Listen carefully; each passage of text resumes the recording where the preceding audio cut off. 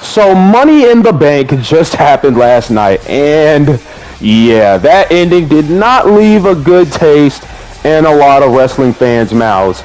So we're going to talk about it here today. So welcome back to another video. We're going to be talking about my guy Austin Theory. Now personally, I'm going to get this out of the way. Personally, I can't speak for everybody, obviously, but I'm a fan of Austin Theory, or Theory, whatever you want to call him. I like what he's got. He's very good in ring, decent on the mic. I just believe that he needs a way better gimmick, and then he would be golden in WWE. And we all know that Austin Theory is being pushed as the future of WWE. There's no ifs, ands, or buts about it. Whether you like him or not, you gotta admit he is going to be the future of the WWE. Whether you like it or not, basically, he's just the future of WWE. There's nothing to refute there.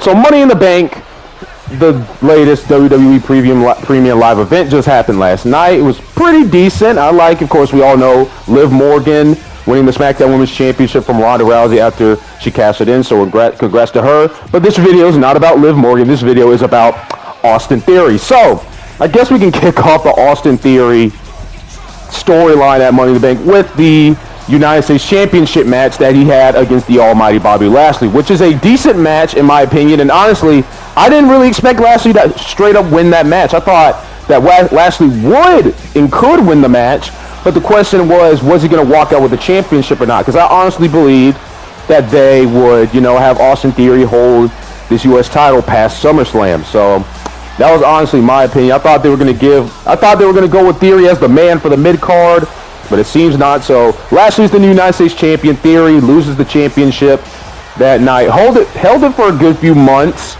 So then we get to the men's Money in the Bank ladder match, which consisted of Seth Rollins, Sheamus, Drew McIntyre, Omos, Riddle, Sami Zayn, and Madcap Moss. That was the original field for the Money in the Bank ladder match. And then Adam Pearce would come out before the match started and say there was an eighth man added in, and everybody was getting hype. I was hype. I was talking to the homie while watching.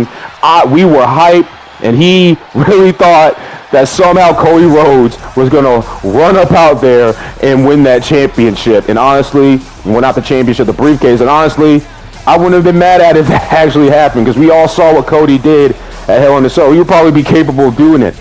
But then Adam Pearce would announce that the eighth man in the Money in the Bank ladder match was Theory. And out of the gate, I checked Twitter and people were mad. People could not believe that Austin Theory was added into that match.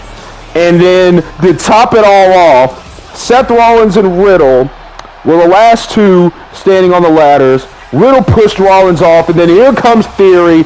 Well, Riddle didn't push Rollins off as he hit a major big RKO on Rollins off the top of the ladder. Then Riddle would climb the ladder again. Then here comes Theory. He pushes Riddle off, grabs the briefcase, and Theory is your 2022 Mr. Money in the Bank. Oh my goodness. I couldn't believe it. Because as soon as Theory was added to the match, I started thinking to myself, oh my goodness, Theory's going to win this thing, isn't he? So now I'm going to talk about whether this is a good or bad thing. Now, obviously, there were way better options that he could have gone with Theory. Of course, you had Seth Rollins right there. He was always talking about doing Heist of the Century Part 2, which really I wanted Seth Rollins to win. I wanted to see Heist of the Century Part 2. I really thought it was going to be a hype moment there, but Seth didn't win. Drew would also been a good choice to win. And also Sami Zayn, if they would have had him win, I honestly would have been intrigued at how they would have done the briefcase storyline with him, because he's kind of aligned with the bloodline. He's the honorary Uso. So yeah, Sheamus, Omos, and Madcap, sadly, I had no faith in them. They weren't going to win that match anyway. They were just there. So let's think about this. So obviously, there were the main ones that people wanted to win. Rollins, Drew, Riddle, guys like that. But I will give it to WWE. They did something new. They got somebody else the briefcase. And yeah, it was the surprise entrant, which was Theory. Now, obviously, let's get this out of the way now. I don't care if you're a fan of Theory or not. And this is a big fan of Theory saying this. There is absolutely no way, and I mean absolutely no way, that with the way that Theory is presented right now, nobody believes he can cash in this briefcase and defeat Roman or Brock for those championships. There's just no way. You cannot sit here and tell me that Theory right now, as he is currently presented with this gimmick and stuff, although he is very good in the ring and decent on the mic, he has the look of a world champion and all. There's no way that Theory can possibly cash in that briefcase and take down either of those two beasts. There's just no way. I don't care who you are, you just have to admit that. But I will give credit to where it is. WWE, they did something new, and this generates a lot of heel heat for Austin Theory, which is, I think, is what they want. They're building him as the future of WWE, of course, so they give him a briefcase. And I guess they're trying to make him the second coming of John Cena. I mean, I don't know about that one. They don't need to be doing all that. But it gives him more heel heat, obviously.